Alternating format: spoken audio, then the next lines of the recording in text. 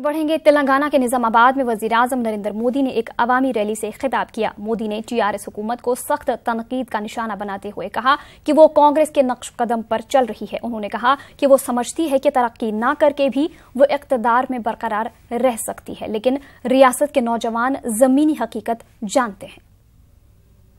ये मुख्यमंत्री ऐसे हैं, उनकी पार्टी ऐसी है, आधी अधूरी बातें, आधे अधूरे वादे, आधे अधूरे कार्य, आधे अधूरी योजनाएं, ये आधे अधूरी सरकार भी निकाल दी उन्होंने, वो भी 5 साल पूरा नहीं किया।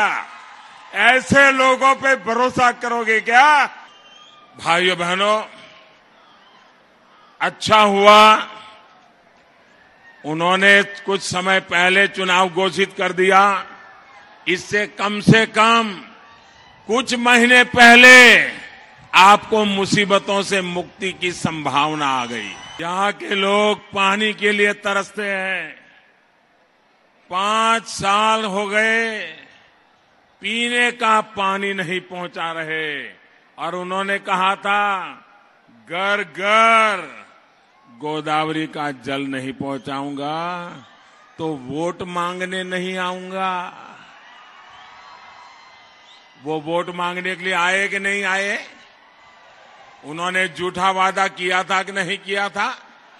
वो आपको गुमराह करने वाले नेता है कि नहीं है? ऐसे नेता की विदाई होनी चाहिए कि नहीं होनी चाहिए? उनको सजा होनी चाहिए कि नहीं होनी चाहिए? अरे जो पानी नहीं पिला सकता है, ऐसे व्यक्ति को सरकार नहीं दी जाती।